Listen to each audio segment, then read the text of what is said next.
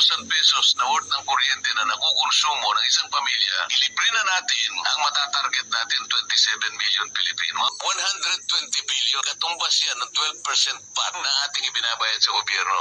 Ang problema lang, nakolekta ng gobyerno pero nakurap eh. Kasi yung 194 billion sa tinatawag nating ayuda, hindi naman napunta doon sa karamihan eh. Kaabang-abang talaga yung kanyang pag-upo bilang senador. Hello, kumusta na po kayong lahat mga kababayan? Magandang umaga po, Luzon, Visayas, Mindanao, magandang araw. Patuloy tayong mag-usap-usap patungkol sa mga kaganapan, sa mga nangyayari sa araw-araw. Yung mga hindi ka nais-nais at maging yung mga magaganda na mga nangyayari sa ating bansa, sa ating paligid, sa ating kapwa.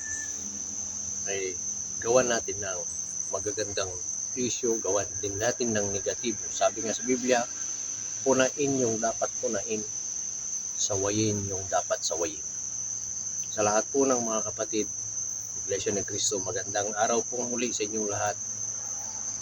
Maraming salamat po sa patuloy ninyong pagsuporta sa ating munting channel dito sa Pilipinas at sa maging sa iba't ibang dako ng mundo.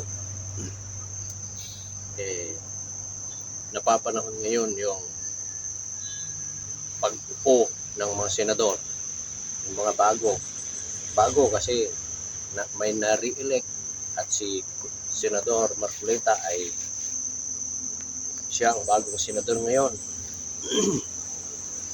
Yung mga dati niyang, yung mga nanalo, yung mga tumakbong senador ay dati na sila. Ang bago lang dyan ay si Senador Marcoleta.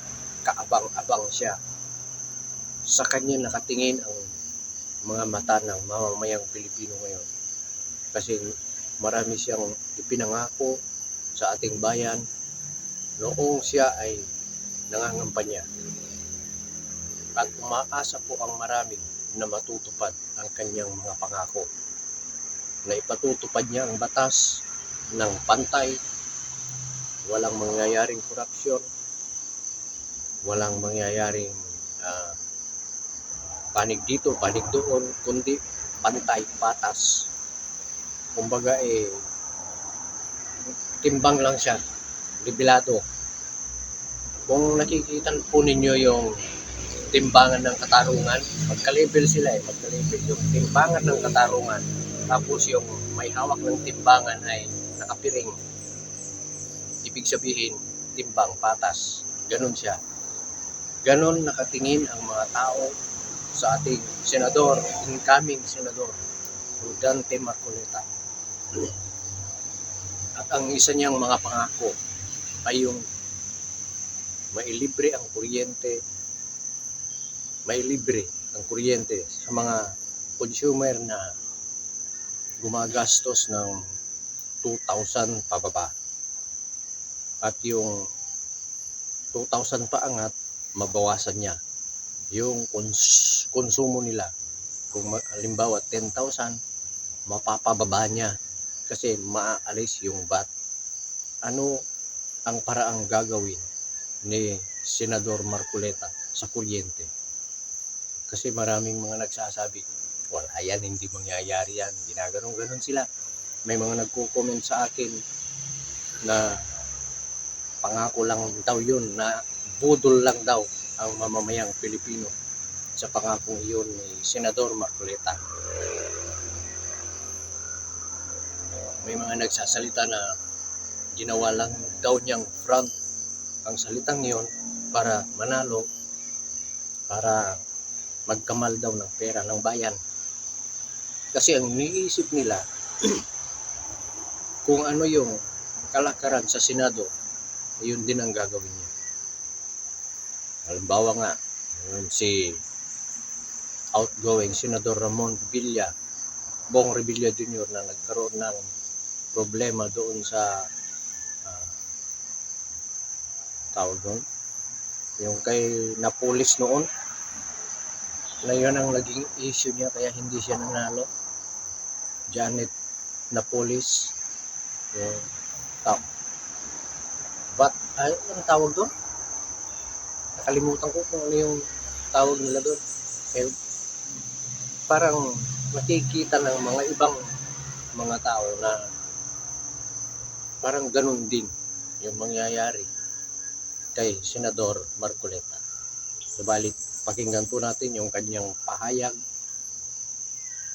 nung siya ay congressman pa lang na tumatakbo bilang senador kung ano ang gusto niyang mangyari tungkol doon sa kuryente, kung paano makakatulong sa bawat mamamayan. Magiging cost natin 120 billion, katumbas yan ng 12% VAT na ating ibinabayad sa gobyerno. Ang problema lang, nakolekta ng gobyerno pero nakurap eh. Kasi yung 194 billion sa tinatawag nating ayuda, hindi naman napunta doon sa karamihan eh. Tama. At pagkatapos yung pagbibigay pa, hindi naman naibibigay ng buo. Kaya kapag ginawa nating scheme ay 2,000 pesos na worth ng kuryente na nakukonsumo ng isang pamilya, ilibre na natin ang matatarget natin 27 million Pilipino. Mawawala ang corruption sapagkat direkta nang mabe-benefit sa yung benepisyo mapupunta sa kanila. Wala ang korupsyon, marami masasaktan. Wala na makakapagpasigat sapagkat hindi nadadaan sa mga politiko. Correct. Ito yung gusto ko mangyari. Simple. Ang galing niyang magpaliwanag, ano? Isipin ko ninyo, 120 billion na ang katumbas ay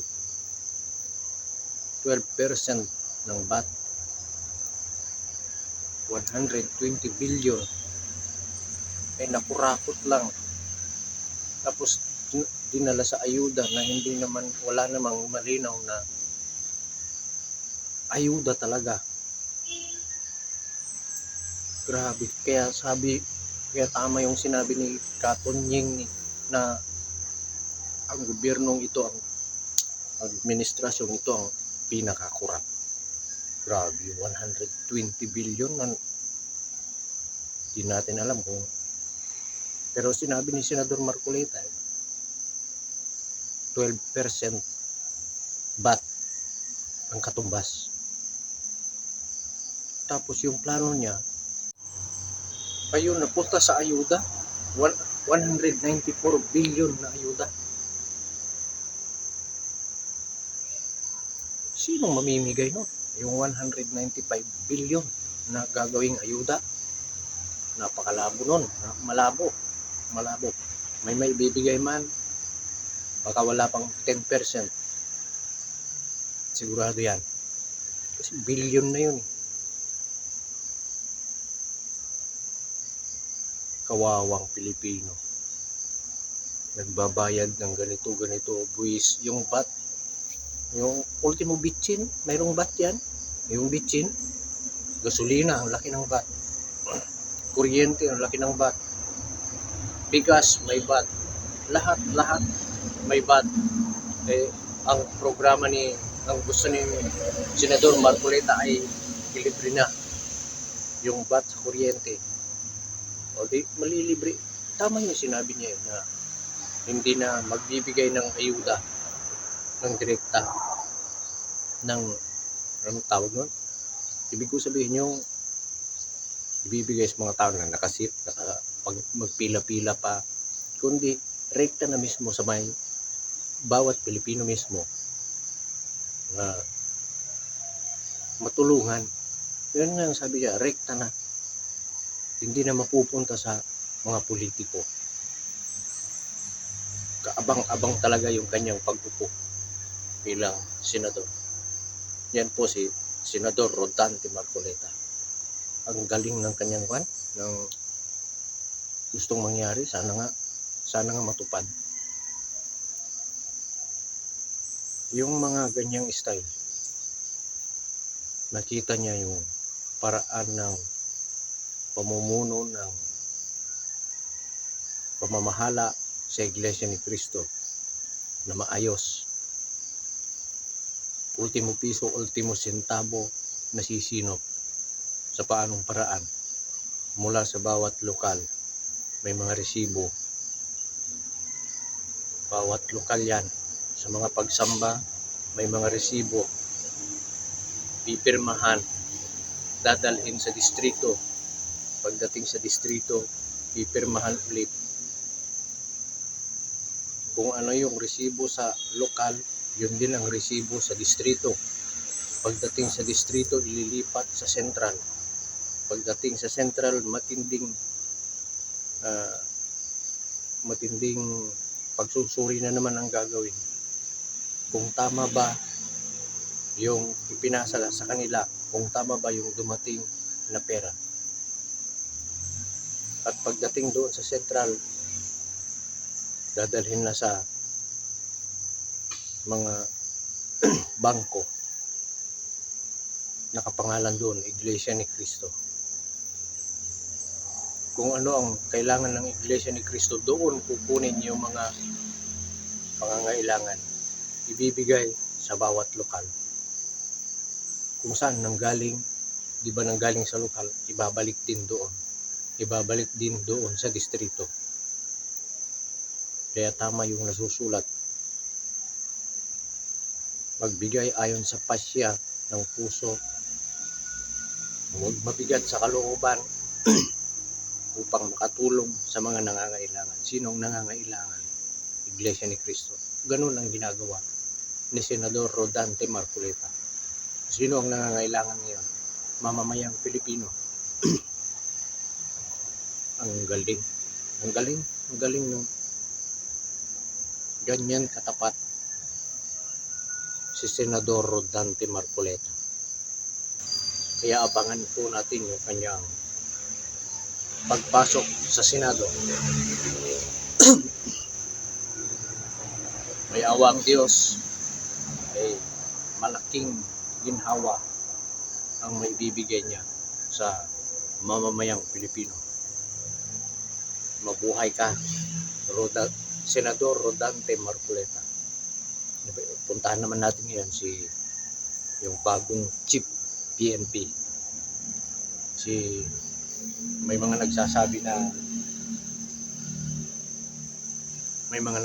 na diwata daw.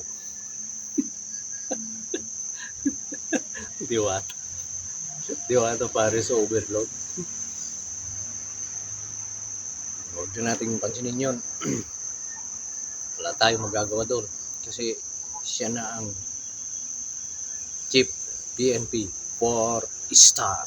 Wow, ang galing na. Noong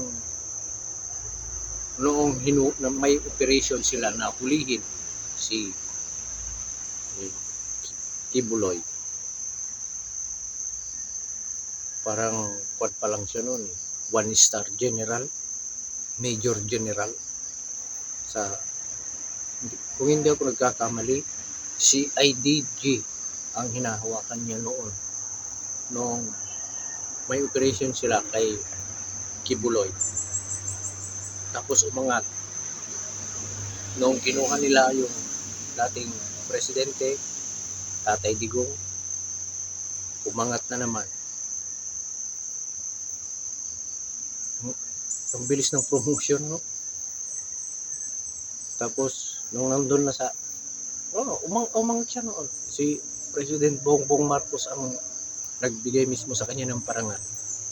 Ngayon, naging chief PNP na siya ngayon. 4-star general. Wow. Batiin po natin. Congratulations po, sir. General Nicolas Torre III. Marami pong umaasa na ipatutupad po ninyo ang batas na inaasam ng taong bayan, na wala kayong papanigan na politiko, wala kayong papanigang sino man. Umaasa kami na mga ordinaryong mamamayan na maging mapayapa yung ating bayan sa pamamagitan ng pangunguna ng mga pulis. Kaugnay niyan ay naglagay sila ng hotline 911. Isang tawag lang. Sabi niya, wala pang 1 minuto, wala pang 5 minuto. Pag tinawagan daw yun, yung 911, mayroon ng pulis kahit nasaan daw. Hindi ko alam kung totoo yun. Halimbawa, nandito ako sa Mindanao ngayon. Tatawagan ako yung 911. Kung mayroon akong isusumbong, mayroon daw darating. Hindi ko lang alam. Kung mayroon kayong reklamo, kung mayroon kayong nakitang hindi ka nais-nais, tawagan ninyo 911 sa pamamagitan lang ng cellphone. Hindi na po kailangan pumunta sa presinto. Iyon ang sabi niya. Sabi ni General Torre. Sa cellphone na lang daw. Mayroon daw agad darating. Sa loob ng 3 minuto hanggang 5 minutes. Paano kung nasa bundok ka, nasa kagubatan, malayo sa bayan? Hindi ko lang alam kung matutupad yun. Sana nga. Halimbawa naman, nasa gitnang dagat, nandun ka sa barko,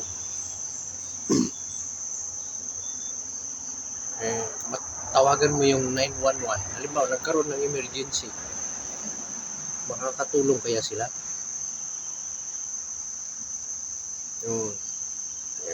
Malalaman natin sa mga susunod. Hindi natin pwedeng husgahan yan.